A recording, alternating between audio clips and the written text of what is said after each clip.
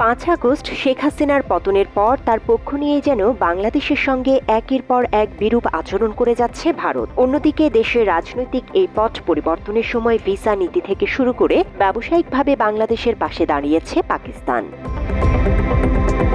এবার বাংলাদেশ ও পাকিস্তানের মধ্যে ঐতিহাসিক সম্পর্ক এবং সাংস্কৃতিক সংযোগ বাড়াতে নতুন উদ্যোগ নিয়েছে দেশটির এক ঝাঁক সংবাদকর্মী। দুই দেশের বাণিজ্য, ভ্রমণ, খাদ্য কিংবা দৈনন্দিন জীবনের যে কোনো বিষয় নিয়ে আলোচনা করতে যাত্রা শুরু করেছে একটি ইউটিউব চ্যানেল। পাক বাংলা কানেক্ট নামের ওই চ্যানেলে বাংলাদেশের পক্ষে কাজ করবেন জনপ্রিয় সাংবাদিক ইলিয়াস হোসাইন।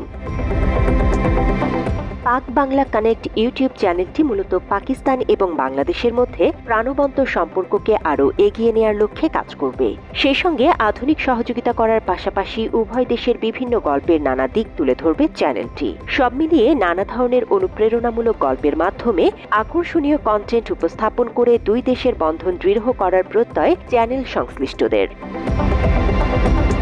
বাংলাদেশের সাংবাদিক ইলিয়াস হোসাইনের পাশাপাশি চ্যানেলটিতে পাকিস্তান থেকে কাজ করবেন সাদিয়া সাত্তার। সাদিয়া একজন সাংবাদিক, বর্তমানে তিনি রেডিও পাকিস্তানের সঙ্গে কাজ করছেন। এছাড়া এর আগে চায়না মিডিয়া গ্রুপ এবং পিটিভি ওয়ার্ল্ডেও পেশাদার সাংবাদিকতা করেছেন সাদিয়া সাত্তার। সংবাদকর্মী হিসেবে বিভিন্ন ধরনের দক্ষতা আছে সাদিয়া সাত্তারের।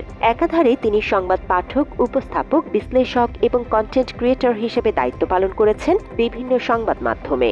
মাত্র 30% টাকায় জমির মালিক হয়ে নতুন বাংলাদেশের গড়ে তোলার স্বপ্ন দেখা বাংলা বসতি। ইতিমধ্যেই একটি ভিডিওতে পাক বাংলা কানেক্ট ইউটিউব চ্যানেল নিয়ে বাংলাদেশি দর্শকদের উদ্দেশ্যে বার্তা দিয়েছেন সাদিয়া সাত্তার। ভিডিও বার্তার প্রথম দিকে বাংলাদেশ এবং পাকিস্তানের সুসম্পর্কের কথা উল্লেখ করে ইউটিউব চ্যানেলটির প্রসঙ্গ তুলে ধরেন তিনি। हमारे बांग्लादेशी भाइयों बहनेरा अस्सलाम वालेकुम। मैं हूँ सादिया सत्तार और मेरा ताल्लुक़ है पाकिस्तान से। बंगाली ज़ुबान पे मुझे बहुत ज़्यादा उबूर तो हासिल नहीं है, लेकिन बांग्लादेश से मोहब्बत बहुत ज़्यादा है। पाकिस्तान और बांग्लादेश की मोहब्बत, दोस्ती, यगानगत और इकट्ठे आगे बढ़ने के ऊपर दिल में ख्वाहिश बहुत ज़्यादा है। इसीलिए मैंने यानी कि सादिया सत्तार ने और हमारे साथ इलियास, जिनका ताल्लुक़ है बांग्लादेश से, हम लोगों ने मिलकर फैसला किया कि हम पाक बांग्ला कनेक्ट के नाम से एक जॉइंट वेंचर शुरू करेंगे।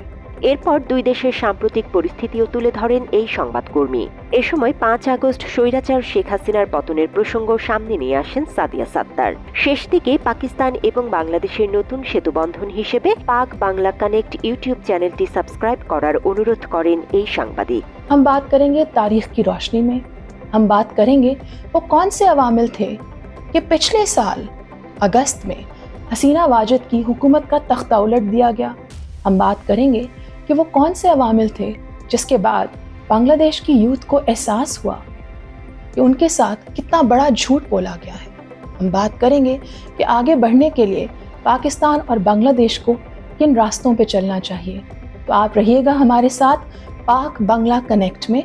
ज्वाइन करें हमें, सब्सक्राइब करें हमें और हमारे साथ रहें, ताकि हम और आप मिलकर पाकिस्तान और बांग्लादेश की दोस्ती को मज़ीद मजबूत, मुस्तहकम और बेहतर बना सकें।